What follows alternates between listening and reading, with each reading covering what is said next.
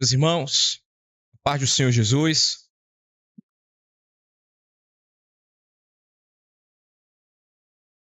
Me é um prazer poder revê-los. Deixo aqui o meu abraço para o pastor Darquinho, que está de férias, né? E que Deus possa abençoar essa igreja poderosamente. Estou feliz também de poder rever um colega que já faz 4 anos, Natan.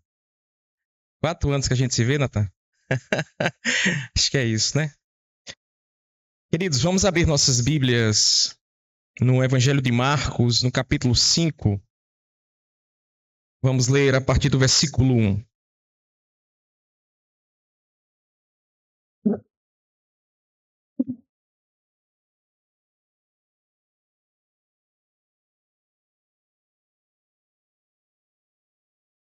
Marcos, capítulo 5, a partir do versículo 1, diz assim a palavra do Senhor. Entrementes, chegaram à outra margem do mar, a terra dos Gerazenos. Ao desembarcar, logo veio dos sepulcros ao seu encontro um homem possesso de espírito imundo, o qual vivia nos sepulcros, e nem mesmo com cadeias alguém podia prendê-lo. Porque tendo sido muitas vezes preso com grilhões e cadeias, as cadeias foram quebradas por ele e os grilhões despedaçados, e ninguém podia subjugá-lo. Andava sempre de noite e de dia, clamando por entre os sepulcros e pelos montes, ferindo-se com pedras. Quando de longe viu Jesus, correu e o adorou, exclamando com alta voz: Que tenho eu contigo, Jesus, filho do Deus Altíssimo? Conjuro-te por Deus que não me atormentes. Porque Jesus lhe dissera: Espírito imundo, sai desse homem. E perguntou-lhe: Qual é o teu nome? Respondeu ele: Legião é o meu nome, porque somos muitos. E rogou-lhe encarecidamente que os não mandasse para fora do país. Ora, pastava ali pelo monte uma grande manada de porcos. E os espíritos imundos rogaram a Jesus, dizendo: Manda-nos para os porcos, para que entremos neles. Jesus o permitiu. Então, saindo os espíritos imundos, entraram nos porcos, e a manada, que era cerca de 2.000, precipitou-se despenhadeiro abaixo, para dentro do mar, onde se afogaram. Os porqueiros fugiram e o anunciaram na cidade pelos campos. Então saiu o povo para ver o que sucedera. Indo ter com Jesus, viram o endemoniado que tivera a legião assentado, vestido em perfeito juízo, e temeram. Os que haviam presenciado os fatos contaram-lhes o que acontecera ao endemoniado e acerca dos porcos. E entraram a rogar-lhe que se retirasse da terra deles. Ao entrar Jesus no barco, suplicava-lhe o que fora endemoniado que o deixasse estar com ele. Jesus, porém, não lhe permitiu, mas ordenou-lhe: Vai para a tua casa, para os teus. Anuncia-lhes tudo o que o Senhor te fez e como teve compaixão de ti. Então, ele foi a proclamar em Decápolis tudo o que Jesus lhe fizera, e todos se admiravam. Amém? Oremos por esta palavra. Senhor, nós oramos a Ti em nome de Jesus e reconhecendo, ó Deus, a nossa limitação, reconhecendo que o homem natural não compreende as coisas do Teu Espírito, nós rogamos pela Sua misericórdia para que Teu Espírito Santo possa nos dar entendimento. Nós louvamos o Seu nome, ó Deus. Fala conosco através da Sua palavra. Que o Senhor possa nos instruir na medida que o Senhor seja glorificado e nós, como povo do Senhor, possamos ser abençoados e edificados. Esta é a nossa oração em nome de Jesus. Amém. Queridos, como nós reagimos a casos aparentemente perdidos?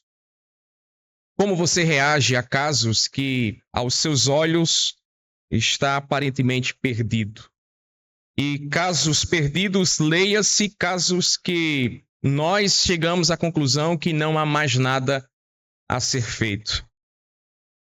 Refletindo um pouco sobre isso, eu penso que o ser humano, isso acontece comigo, talvez aconteça com você, nós somos rápidos demais a desistir de algo que aos nossos olhos praticamente é perdido.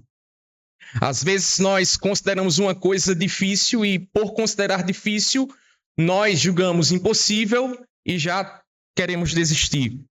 Afinal, nós não queremos gastar o nosso tempo precioso naquilo que aparentemente será uma perca de tempo. E, com base nisso, eu pergunto, qual foi a última vez que você encarou um católico romano e tentou o evangelizar? Não sei se vocês também já se depararam com algum mórmon, algumas das seitas que nós consideramos como as testemunhas de Jeová, e teve a oportunidade de conversar com ele à luz daquilo que nós cremos. Talvez você já se deparou com alguém que é envolvido com magia negra, né? Macumbeiros, feiticeiros. E como é que você tem anunciado o evangelho para esse tipo de pessoa? Ou essas pessoas estão na categoria de pessoas que não nos ouvirão e pelo fato de que a gente entende que elas não vão nos ouvir, a gente nem evangeliza, a gente nem se aproxima dessas pessoas. Dentro dessas categorias ainda também estão os ladrões, os prostitutos e entre tantos outros que aos nossos olhos a gente entende que é uma perca de tempo evangelizar uma pessoa assim, porque ela vai fechar os ouvidos, elas não vão nos ouvir. E o problema quando nós tratamos essas pessoas dessa maneira é que nós limitamos a transformação da vida de alguém à nossa compreensão dos fatos e não ao que de fato Deus pode fazer por meio de uma pregação fiel do Evangelho. O Evangelho pode alcançar aquilo que as nossas simples palavras não podem alcançar. Então, antes de nós olharmos para esse texto em Marcos capítulo 5 e pensarmos aqui que é mais um caso de alguém endemoniado, né? O evangelista Marcos conta a trágica história de um homem, mostrando como ele era antes da chegada do evangelho, antes de Cristo, e o que ele se tornou depois de Cristo. Esse homem que outrora transtornava a sua comunidade a ponto de tentarem, né, mesmo sem sucesso, prendê-lo com correntes e cadeias. Marcos relata como ele era antes de conhecer Jesus e quem ele se tornou depois de conhecer Jesus. E é pensando na história desse homem que eu quero trazer alguns princípios e eu quero pregar sobre a seguinte proposição. Entendendo que para ser missionário é uma vocação, nós não ficamos livres de sermos missionais. Então, missionário é vocação. Talvez você diga, não, eu não tenho vocação para ser missionário, mas Deus nos chama para sermos missionais. Então, no local onde você trabalha, na escola onde você estuda, dentro do seu lar, na sua comunidade, Deus te chama a acreditar em pessoas e a evangelizar pessoas, independentemente se você entenda ou não que ela vai querer ouvir. Deus quer que nós continuemos acreditando e proclamando o evangelho e deixando que o crescimento seja dado por ele e não pelos nossos fatos. Então, queridos, sejamos missionários como Jesus. O primeiro princípio que nós vamos extrair do texto é: Jesus não abre mão de biografias arruinadas. Jesus não abre mão de biografias arruinadas. E para falar sobre a biografia desse gadareno, nós vamos pontuar algumas questões aqui. Em primeiro lugar, esse homem de Gadara era um homem possesso de espírito imundo e o nome desse espírito imundo era Legião. Veja comigo, versículo 2 do capítulo 5. Marcos registra que ao desembarcar logo veio dos sepulcros ao seu encontro um homem possesso de espírito imundo. E lá no versículo 9, nós sabemos que o nome desse espírito imundo é Legião, porque Jesus pergunta quem é que está possuindo este homem. E é interessante sabermos que a palavra legião, ou legion no grego, né, era um nome dado à principal unidade do exército romano da época, e até mesmo antes de Cristo, a legião do exército romano era uma das armas de guerra mais poderosas, porque se compunha aproximadamente de 6.000 homens, 6.000 soldados. E Quando essa palavra legião é utilizada por Marcos neste texto, Marcos está dando a entender que muitos demônios, muitos espíritos imundos estão possuindo um único homem, mostrando também o terror que ele trazia sobre a Decápolis. A Decápolis era uma região composta de 10 cidades e Gadara, ou Gerasa, era uma dessas cidades. Então, sabemos pelo texto que esse homem era possesso de espírito imundo e o nome desse espírito imundo era Legião. No versículo 3, nós sabemos que esse homem vivia nos sepulcros. Veja comigo. Versículo 3, o qual vivia nos sepulcros. E a palavra sepulcros aqui é a tradução da palavra grega mnemazim. Essa palavra faz referências tanto a sepulcros como a tumbas. E no primeiro século, especificamente na Palestina do tempo de Jesus, quem habitava em sepulcros ou tumbas eram os doentes mentais. Mas hoje em dia também, se você perguntar a alguém onde é que ele mora, e ele disser, eu moro ali no cemitério de Bodocongó. Talvez você pense, né? Já imagine que esse homem está com um problema psicológico, né? Então, assim, que seja no primeiro século ou hoje, quem mora em sepulcro, quem mora no cemitério está com algum problema. Mas, focando aqui na parte devocional do texto, nós podemos entender que registrar que esse homem morava num sepulcro mostrava a desesperança que ele estava, porque o sepulcro mostra um lugar sem vida. Terceiro lugar, irmãos, esse homem fora preso muitas vezes com grilhões e cadeias. O texto continua.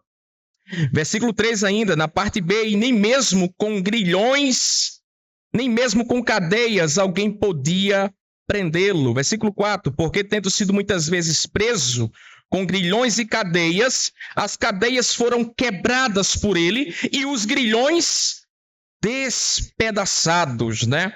Grilhões e cadeias aqui literalmente são correntes usadas para prender mãos e pés. A primeira noção que nós temos de cadeia é um quarto com grades na frente, mas no primeiro século tinha esse tipo de cadeia sim, mas geralmente quando se trata de correntes e cadeias eram prendendo mãos e pés. E geralmente essas correntes eram de ferro ou de bronze. Era um material muito bem elaborado para que os prisioneiros, sejam prisioneiros de guerra ou escravos, eles não fugissem.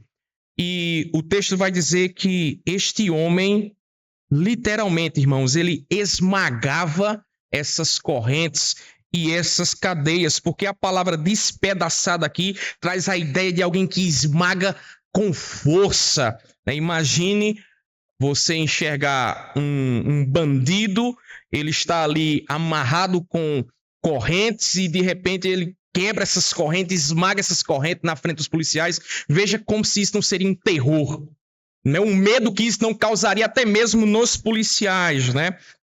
E essa era a terceira informação, que Marcos nos dá. Esse homem esmagava grilhões e cadeias. Mas quarto lugar, este homem andava sempre de noite e de dia, clamando por entre os sepulcros. Veja comigo, versículo 5. Andava sempre de noite e de dia, clamando por entre os sepulcros e pelos montes, ferindo-se com pedras. Sabe o que é interessante? É porque esse homem, ele não fazia isso apenas uma vez por semana. Não era uma vez por semana que ele estava possesso. Não era uma vez por semana ou uma vez por mês que ele vivia gritando por entre os montes, por entre os sepulcros. Não, eram todos os dias. De noite e de dia, este homem estava perturbando aquela população. E quando nós lemos o texto paralelo, lá em Lucas, capítulo 8, versículo 27, o evangelista Lucas diz que havia muito tempo que aquele homem não se vestia. Então ele gritava de dia e de noite, despido. Quando nós vamos para o evangelista Mateus, nós vamos ver que Mateus narra a história de 2 homens endemoniados em Gadara. Muito provavelmente, Lucas e Marcos registram o ponto de vista daquele que chamava mais atenção, mas Mateus capítulo 8, versículo 28, vai dizer que na região onde ele estava, ninguém ousava passar perto, porque eles tinham medo de sofrerem ataques. Eles estavam tão furiosos a ponto de ninguém passar por aquele caminho. Então, este homem aterrorizava a Decápolis. Essa era a biografia desse homem. Mas um último detalhe na biografia desse homem que eu posso chamar a atenção dos irmãos aqui é no versículo 19. Veja comigo o que diz o versículo 19. No versículo 18, o endemoniado que agora está bem, ele decide seguir Jesus. E aí Jesus diz assim, olha, não, né? Jesus não permite, mas ordenou-lhe, vai para a tua casa, para os teus, anuncia-lhes tudo o que o Senhor te fez e como teve compaixão de ti. Essa ideia de voltar para casa para os seus é a ideia de que ele tinha família, certo? Esse homem tinha família, mas muito provavelmente a família o abandonou no poço da desesperança. Por quê? Porque se ninguém podia chegar mais próximo, se ele quebrava correntes em cadeias, ninguém acreditava na transformação desse homem, nem mesmo a própria família. E aí, para ser honesto, irmãos, a minha pergunta é: quem de nós acreditaria na transformação desse homem? Quem de nós? Porque esse homem representa algo que aos nossos olhos não dá mais para ser recuperado. É tanto que ninguém passava mais por lá. Então, quem de nós também, talvez, daria o nosso voto de confiança? Vamos lá, talvez, tentar transformá-lo. Dificilmente a gente faria isso. Dificilmente. O caso aqui está perdido, né? O caso está por encerrado. Chegar perto desse homem é correr o risco de ser até mesmo atacado. Mas o que parece perdido para nós, a circunstância que fugiu do nosso controle, né? O caminho que ninguém mais pode passar por ele porque é perigoso, o homem ou a mulher que está desacreditado, não é nada para o grande missionário chamado Jesus. Então Jesus atravessa a margem do mar, na Galileia, ele sai da zona norte, vai para a zona sul, para mudar a história, irmãos, da causa perdida. Jesus atravessa a margem do mar para mostrar ao mundo que correntes e grilhões não podem fazer. Ele faz pelo poder da sua palavra. O que correntes e grilhões e soldados não podem fazer, Jesus faz através do Evangelho. Então está na hora de nós decidirmos sermos missionais como Jesus e continuarmos acreditando na transformação da pessoa mais desacreditada. Por mais que não seja do nosso gosto, por mais que não seja do nosso interesse, nós precisamos continuar crendo que Deus é poderoso de se utilizar de alguém que proclame o seu evangelho e aquela vida desacreditada seja transformada pelo poder da palavra e aquilo que perturbava torne a ser controlado pelo perfeito juízo, dado tão somente pelo Espírito Santo de Deus. Segundo lugar, primeiro nós aprendemos que Jesus não abre mão de biografias arruinadas e nós também não devemos abrir. Nós também não devemos abrir mãos de pessoas que estão desacreditadas pela sociedade. Segundo lugar, Jesus ele não é limitado pelas circunstâncias. E é interessante que quando Marcos escreve o seu evangelho, ele divide o seu evangelho por seções. E a seção que o capítulo 5 está inserido é a seção que ele mostra aos seus primeiros leitores que Jesus, de fato, não era apenas verdadeiramente homem. Jesus também é verdadeiramente Deus. E como é que Marcos mostra isso aos seus leitores? Veja comigo. A partir de Marcos capítulo 4, versículo 35, olha o que está escrito. Marcos capítulo 4, versículo 35, nós temos a passagem tão conhecida que Jesus acalma uma tempestade, né? O texto diz, naquele dia, sendo já tarde, disse-lhe Jesus, passemos para outra margem. E eles, despedindo a multidão, o levaram assim como estava no barco, e outros barcos o seguiam. Ora, levantou-se grande temporal de vento, e as ondas se arremessavam contra o barco, de modo que o mesmo já estava a encher-se de água. E Jesus estava na polpa, dormindo sobre o travesseiro. Eles o despertaram e lhe disseram, mestre, não te importa que pereçamos? E ele, despertando, repreendeu o vento e disse ao mar: calma-te, emudece. O vento aquietou e fez-se grande bonança. Então lhes disse: por que sois assim tímidos? Como é que não tendes fé? E eles, possuídos de grande temor, diziam uns aos outros: quem é este que até o vento e o mar lhe obedecem?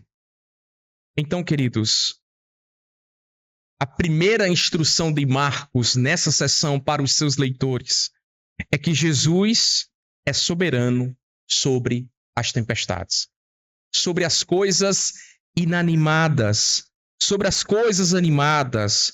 Então, Jesus mostra aos seus discípulos que tem poder de acalmar grandes temporais.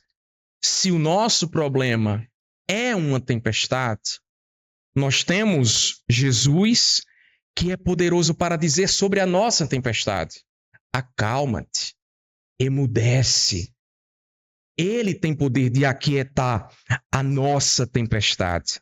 No capítulo 5 de Marcos, a partir do versículo 25, nós vemos a cura de uma mulher enferma que sofria há 12 anos com seu fluxo de sangue, que padecera na mão de vários médicos, e os médicos já não podiam fazer mais nada por ela. Mas aí, Jesus mostra aos seus discípulos que tem poder sobre as enfermidades. Porque essa mulher que sofria há 12 anos com hemorragia e nada dava solução, que não havia médicos que dessem solução, ela pensa consigo mesma: se eu tocar apenas nas vestes, nas orlas das vestes dele, eu serei curada. E foi isso que aconteceu. Então, Jesus é aquele que, com apenas um toque da nossa fé, porque a nossa fé não é uma fé cega, não é um tiro no escuro.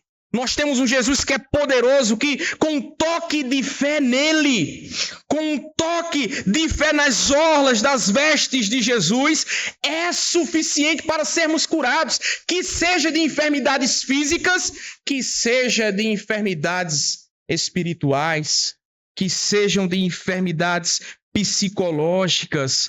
Jesus tem poder, irmãos, de curar toda e qualquer enfermidade nos acometida. E se ele não curar, ele nos dará a graça necessária para permanecermos diante da presença dele com o coração grato, porque ele é aquele que mantém o seu povo de pé. Mas a terceira parte dessa sessão, nós vamos ver aqui do capítulo 5 de Marcos, versículo 35. Veja que a partir do versículo 35, o texto vai dizer assim: falava ele ainda quando chegaram alguns da casa do chefe da sinagoga, a quem disseram: tua filha já morreu? Porque ainda incomodas o mestre. Então nós vemos que imediatamente após que a mulher do fluxo de sangue fora curada, nesse episódio está lá Jairo, clamando ao Senhor: Jesus, vai na minha casa, porque a minha filha está profundamente doente, ela vai morrer, Senhor, se o Senhor não chegar lá. E aí, quando Jesus está indo a caminho, já chega alguns dizendo assim: olha, não incomodes mais o mestre, porque a tua filha já morreu. E aí, o que é que Jesus diz? Se você continuar a leitura do texto, Jesus vai dizer assim: a menina não morreu. A menina apenas dorme. E quando Jesus chega na casa de Jairo, o que é que ele faz lá? Ele ressuscita aquela menina que estava morta. E isso nos mostra o quê, irmãos? Que se o nosso problema é tão difícil que aos nossos olhos morreu a possibilidade de agir, não há mais o que fazer, Jesus é aquele que venceu a morte. E ele está acima da morte, ele pode trazer a vida até mesmo depois de 4 dias. Se ele quiser, ele faz. Assim como ele fez com Lázaro. Depois de 4 dias, não limita o Senhor de chamar à existência aquele que já morreu. Então Marcos está nos dizendo que Jesus é soberano sobre a tempestade, Jesus é soberano sobre as enfermidades, Jesus é soberano sobre a morte. Mas não apenas isso. Jesus também é soberano sobre os espíritos imundos. O problema do homem Geraseno era uma legião de demônios. Era quase 6.000 demônios possuindo só homem. Mas só bastou Jesus colocar os seus pés lindos naquela margem do mar. E aqueles demônios correram em direção a Jesus para o adorar. Veja comigo. Marcos capítulo 5. A partir do versículo 6. Quando de longe viu Jesus, correu e o adorou. Correu e o adorou. Queridos, perceba que Jesus não precisou descer do barco e gritar para aquele homem: Ei, pare aí! Ei, eu vim falar com você! Ei, eu estou aqui porque eu tenho uma palavra para você! Na realidade, pelo texto, a gente não sabe nem a distância que esse homem estava.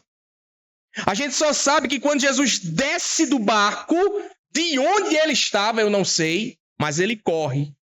Ele corre até Jesus para o adorar. E isso nos mostra que tão somente ele foi atraído pela presença do soberano. Ele foi atraído pela presença de Jesus. Jesus desceu, colocou os seus pés lá e imediatamente os demônios tiveram que correr para o adorar. Não precisou de correntes, não precisou de soldados, só precisou da presença de Jesus, que se manifestou para destruir as ações malignas do diabo. E sabe o que é lindo aqui? É que assim que aqueles espíritos imundos adoram ao Senhor, eles dizem o seguinte, versículo 7, eles exclamavam com alta voz: Que tenho eu contigo, Jesus, Filho do Deus Altíssimo? Perceba que lá no versículo 41 do capítulo 4, os discípulos impressionados com a tempestade sendo acalmada por Jesus, ao invés de eles responderem à pergunta de Jesus, porque Jesus diz assim: por que sois tão tímidos assim? Aí eles não respondem, ou melhor, eles respondem com uma pergunta: quem é este, né? Que até o vento e o mar lhe obedece. E aí o texto encerra. Não há resposta.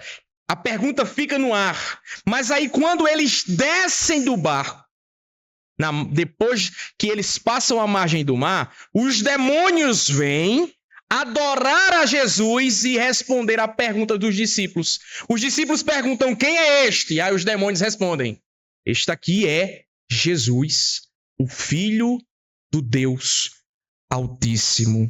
Mostrando, irmãos, que o poder de Jesus está acima do poder dos espíritos imundos. E esse é o nosso Deus.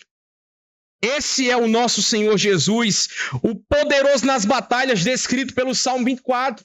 O poderoso que entra na guerra para vencer qualquer batalha, aquele que não perde batalha para ninguém. Então, se o diabo aprisionou a vida de alguém, Jesus é aquele que tem poder para libertar. Se o diabo oprime alguém, Jesus traz a paz.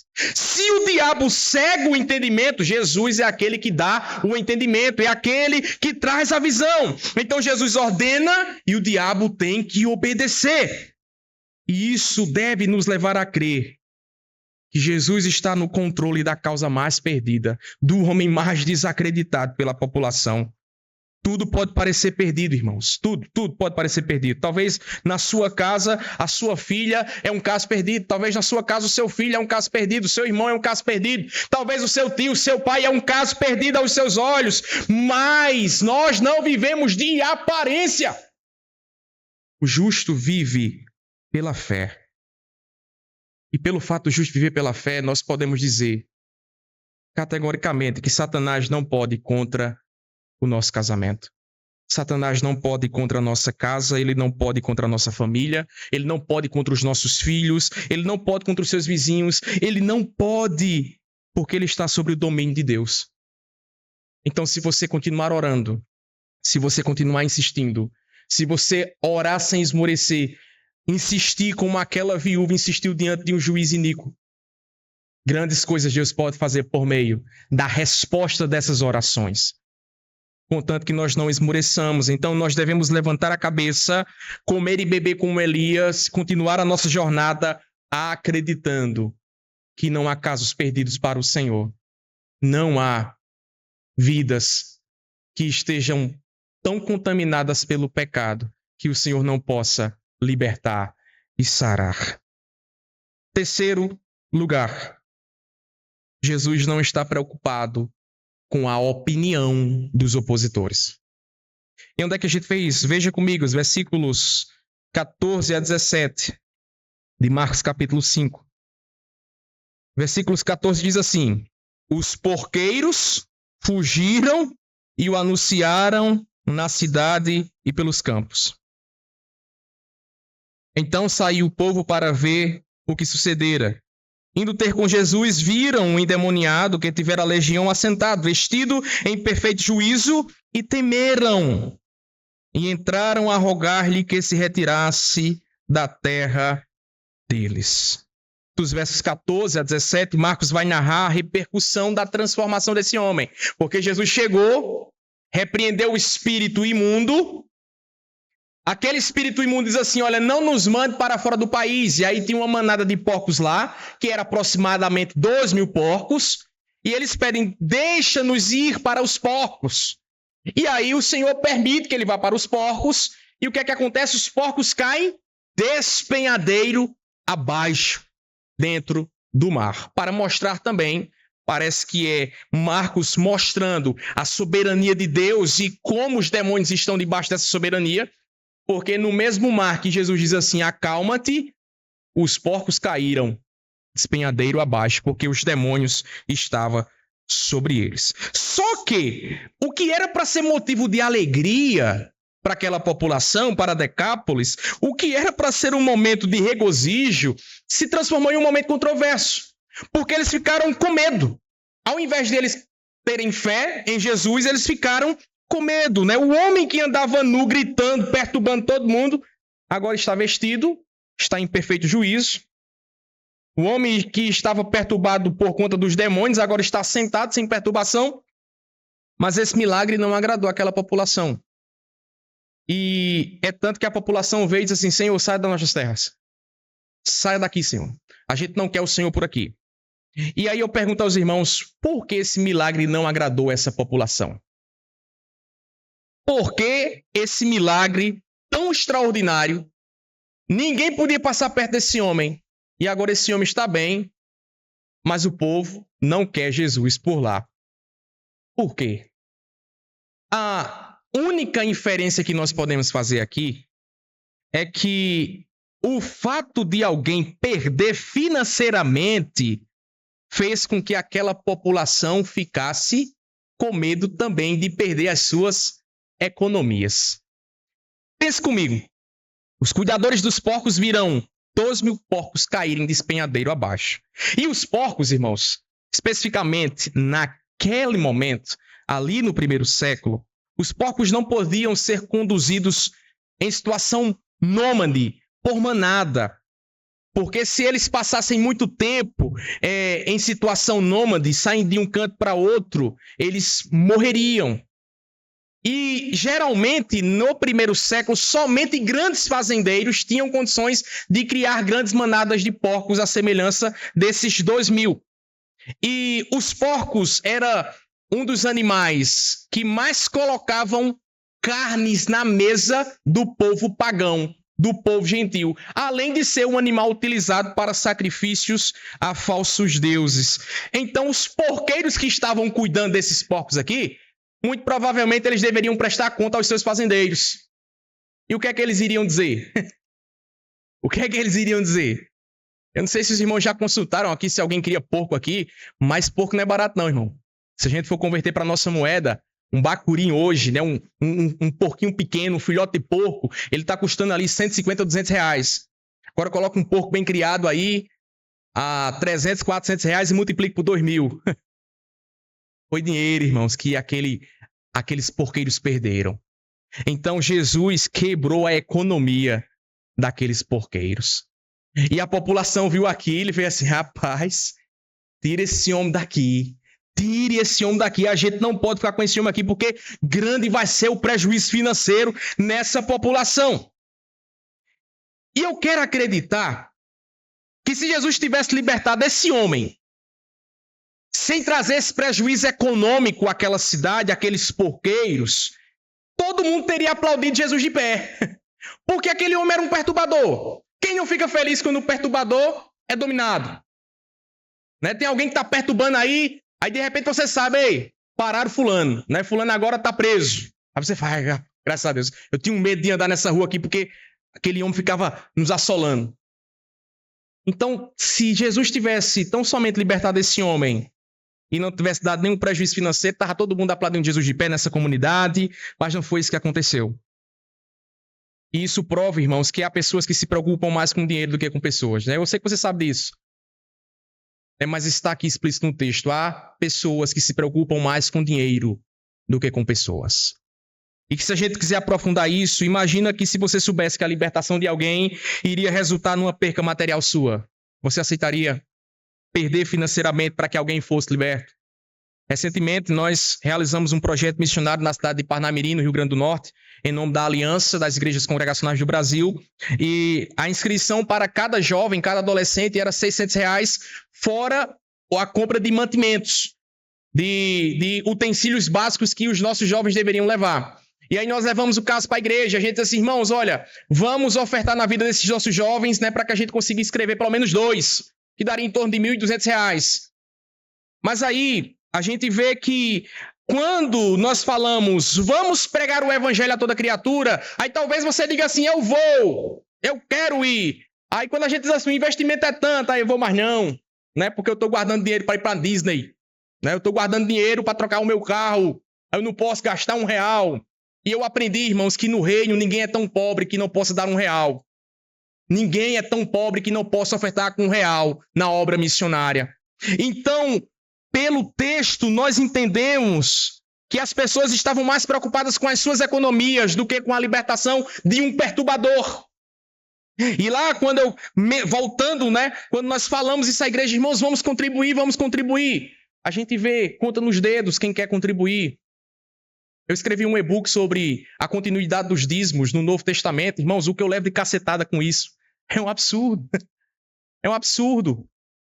E tem de gente praguejando contra mim, é um absurdo.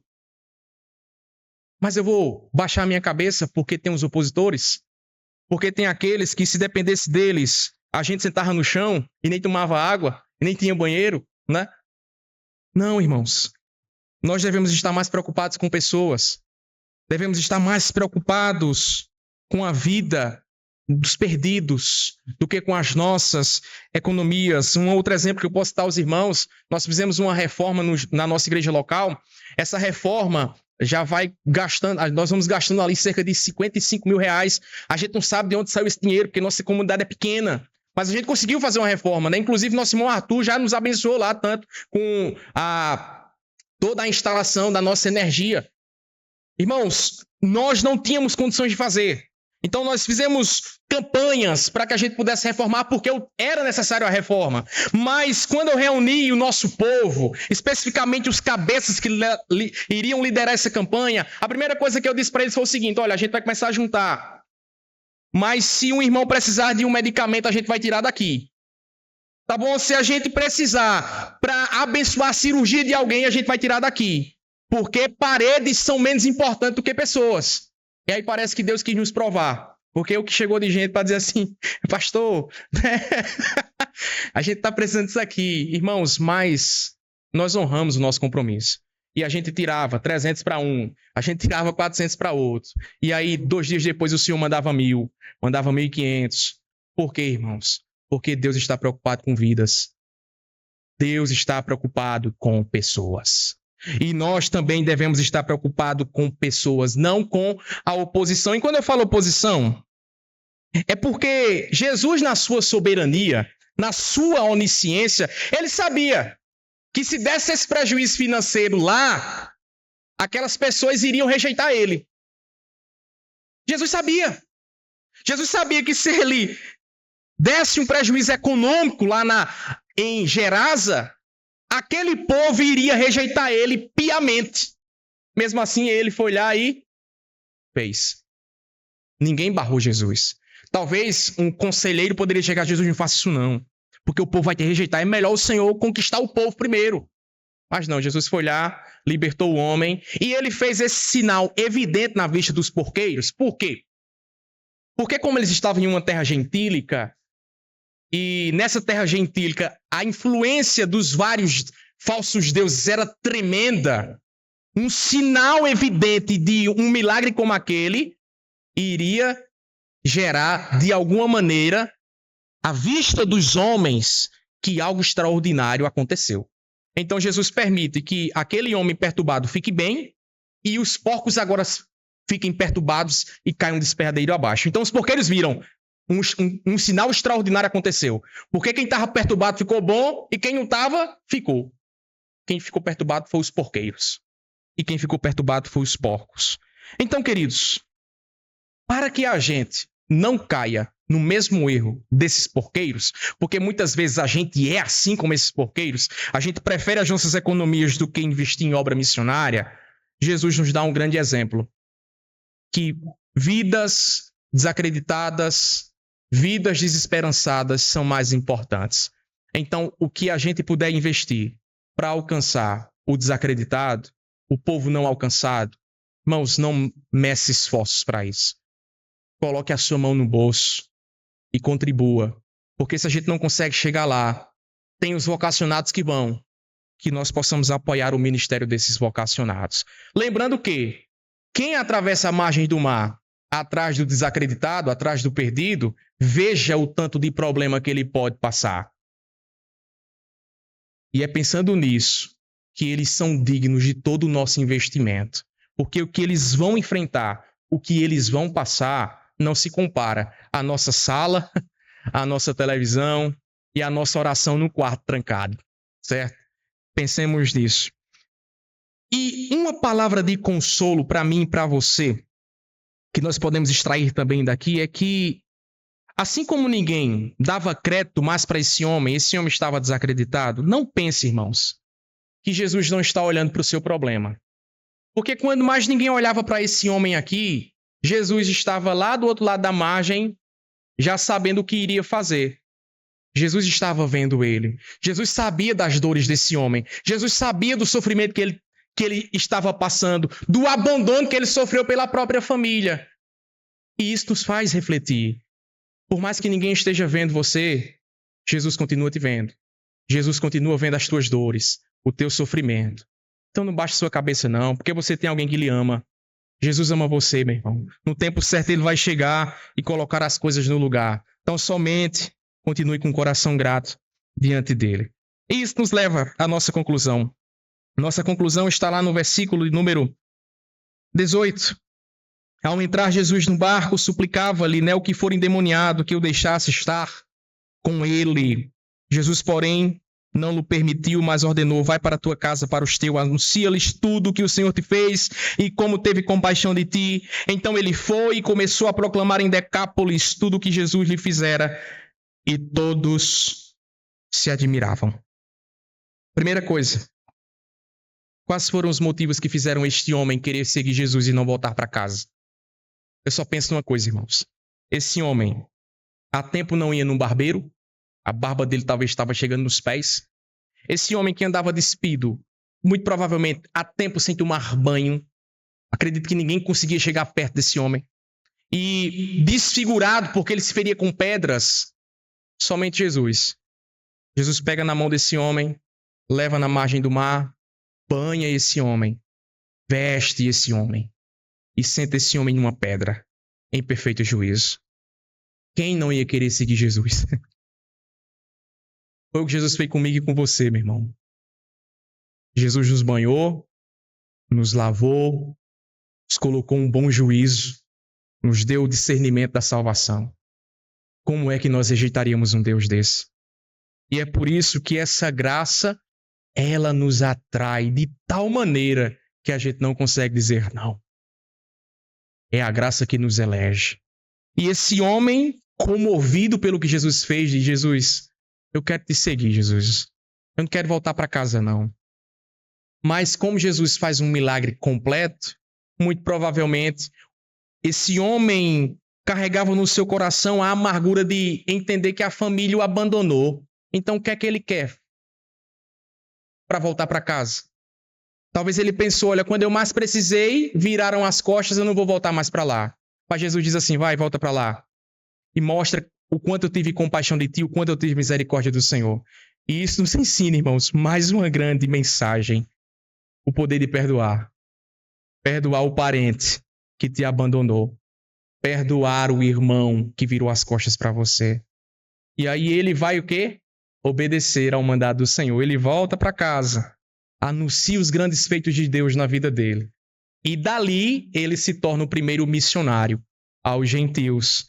Naquela Decápolis que tinham 10 cidades, ele evangelizou com o poder transformador do evangelho, a ponto de quem outrora o rejeitou Jesus, agora estavam admirados com o que Jesus fez na vida daquele homem. Olhando, irmãos, para o que o evangelho pode fazer, a gente não pode baixar nossa cabeça. Nós devemos continuar semeando, mesmo que seja nos sepulcros. Porque Jesus, ele é o único que semeia em túmulos e em sepulcros e colhe resultados extraordinários. E quer uma notícia boa? Jesus habita dentro de nós. Continue semeando nos sepulcros e orando para que o dono da vida ressuscite os mortos que ali estão. Amém? Senhor, muito obrigado pela sua palavra, obrigado pela sua instrução. Que possamos aprender do Senhor dia após dia. Que o Senhor possa reanimar o nosso coração. Alcançar a nossa parentela, Senhor Deus, inclusive aqueles que há tempo a gente não ora. Há tempo a gente virou as costas porque parece que nada vai acontecer. Que possamos continuar crendo que Tu és poderoso para fazer muito mais do que pedimos ou pensamos, ó Deus. Nos dê a graça da intercessão, a graça de perseverarmos na oração e que possamos ser missionais como o Senhor. Esta é a nossa oração em nome de Jesus. Amém. Queridos, que Deus nos abençoe. Amém.